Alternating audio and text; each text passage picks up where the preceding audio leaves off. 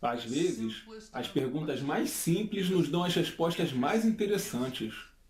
Codex Sinaiticus é o texto grego que apontou a balança que seria usada pelos estudiosos do texto bíblico em todo o mundo, por aqueles que trocariam as Bíblias do texto tradicional por algo chamado texto crítico. O texto crítico se tornou um dos manuscritos mais importantes e estudados de todos os tempos. Veja, ele tem até sua própria página na internet. Diante disso, devemos ser capazes de fazer perguntas simples, visando obter respostas simples, certo? Vamos descobrir. Aqui vai a pergunta de uma criança. Qual é a cor do Codex Sinaiticus? A resposta trará uma surpresa embaraçosa. Oi, eu sou o David Daniels, da Chic Publications. Primeiramente, tenho que agradecer a Jack McElroy, autor do livro Qual Bíblia Jesus Usaria, por me enviar sua própria cópia facsímile do Sinaiticus para que eu verificasse por mim mesmo. E tenho que agradecer a Steven Avery por sua pesquisa. Temos trabalhado bastante juntos. E agradeço a Mark Mitch por seu trabalho com os gráficos.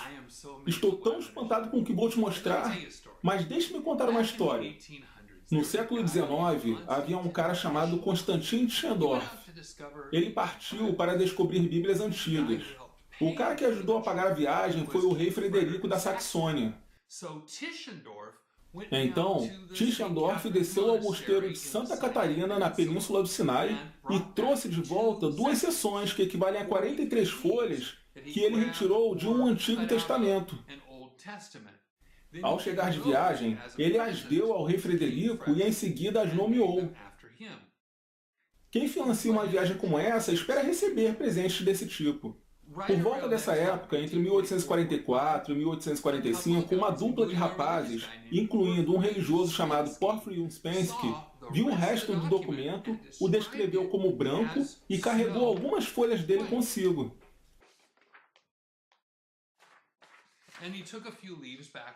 Então, as pessoas iam para a Alemanha e viam as folhas de Frederico brancas como a neve.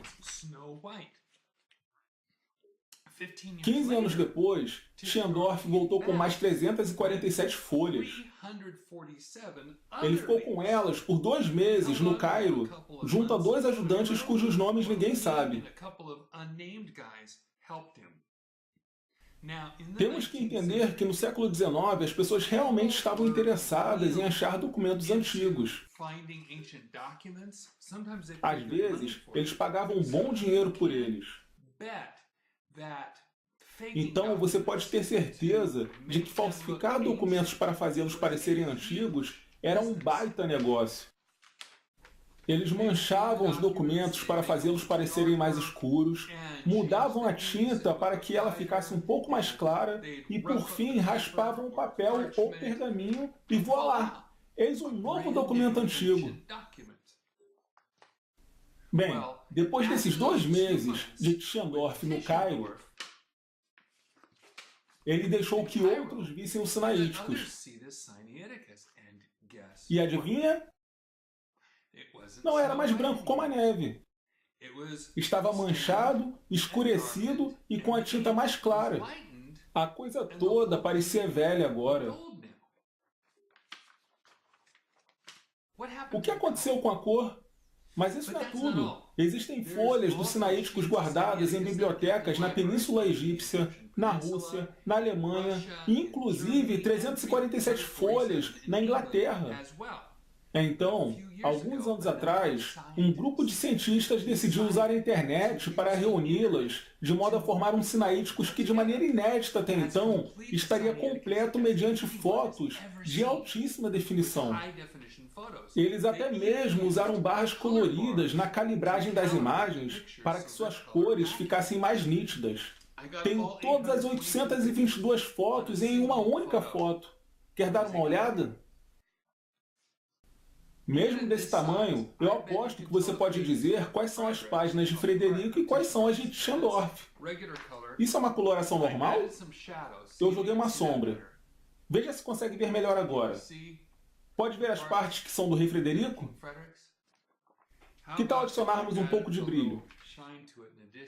Ficou mais claro? Sim, é uma grande diferença, não? Percebe? Alguém está sendo desonesto aqui. E tem mais. Se você gastar cerca de 500 a 800 dólares, poderá obter um livro enorme com todas as páginas do Sinaítico já descobertas. Na verdade, é dito nele, abre aspas, as imagens tomadas conforme os padrões técnicos acordados foram processadas para representar fielmente a aparência real das páginas, fecha aspas. E então, elas foram reduzidas em cerca de 5%. É dito também, abre aspas, que foram feitos ajustes sensíveis, pois desde o aparecimento do pergaminho, a tinta variou um pouco entre as folhas das 4 bibliotecas. Ok? Agora, deixe-me mostrar o que eles dizem parecer com sinaíticos. Pronto? Aqui. Pode ver? Percebe a diferença? Nem eu. Todas as páginas parecem ser a mesma. Não importa onde eu olho. Deixe-me fazer uma pergunta realmente importante. Qual a cor dos sinaíticos? Se os cientistas com suas barras de cor estiverem corretos, existe uma grande diferença de cor. If the scientists with the color bars are right, then there are some major color differences.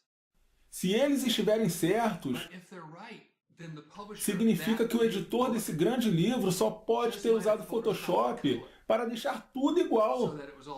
Você acabou de ver com seus próprios olhos. E se as páginas de Frederico estiverem certas, então as 347 folhas de Tischendorf foram intencionalmente manchadas para fazer os papéis e a tinta parecerem velhos. Tinta mais clara, página mais escura. Um cara na internet me disse, não, você está errado, o Sinaíticos foi testado por centenas de pessoas. Negativo, nenhum único teste foi feito na idade do pergaminho ou da tinta. O teste foi marcado para abril de 2015, mas eles mudaram o supervisor do projeto e de repente o teste foi cancelado. Por quê? O que eles temem encontrar? Não me refiro aos cientistas, e sim aos poderes por trás deles. O que eles temem descobrir? Que o Sinaíticos é, na verdade, um documento nada antigo? Que ele é uma falsificação moderna, adulterada para parecer velha?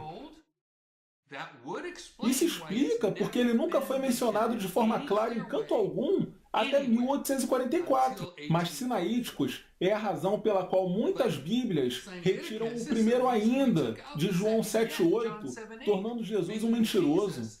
Sinaíticos inclinou certas Bíblias a registrarem o cego, crendo no Filho do Homem, não no Filho de Deus. Ele também retirou as palavras, abre aspas, creio, Senhor, e o adorou, fecha aspas, de João 9,38, ou seja, cortaram a indicação de que Jesus é Deus e deve ser adorado como tal. Nem mesmo o Vaticano remove isso. E claro, Sinaíticos é a razão de termos estas notas de aviso nos 12 versículos finais da maioria das traduções do Evangelho de Marcos, incluindo versões modernas da King James. Confira a Bíblia de Estudo Harry, por exemplo. Eles dizem que aqueles 12 versículos não são confiáveis. Pretendo fazer um vídeo especial sobre Marcos 16, não se preocupe.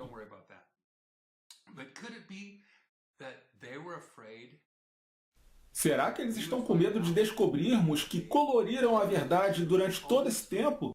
Deixe-me esclarecer isso. A evidência me mostra agora que não importa a idade dos Sinaíticos.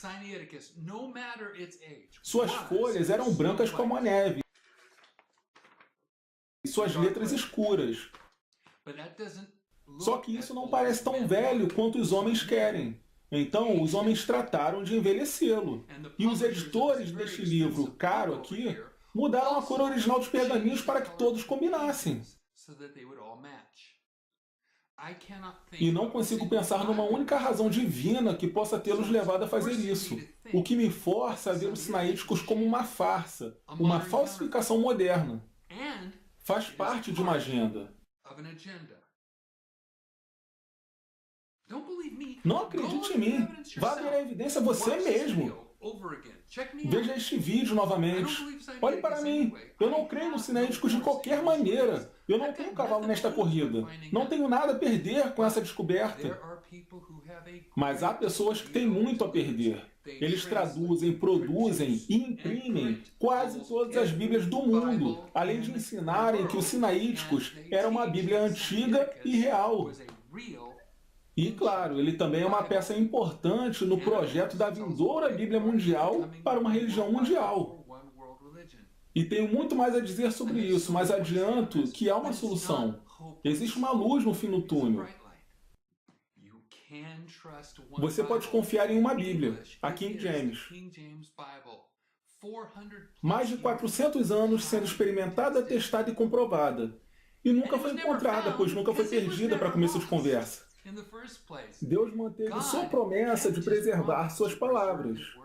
Eu confio com todo o meu coração e espero que você também. Deus te abençoe e tenha um dia maravilhoso.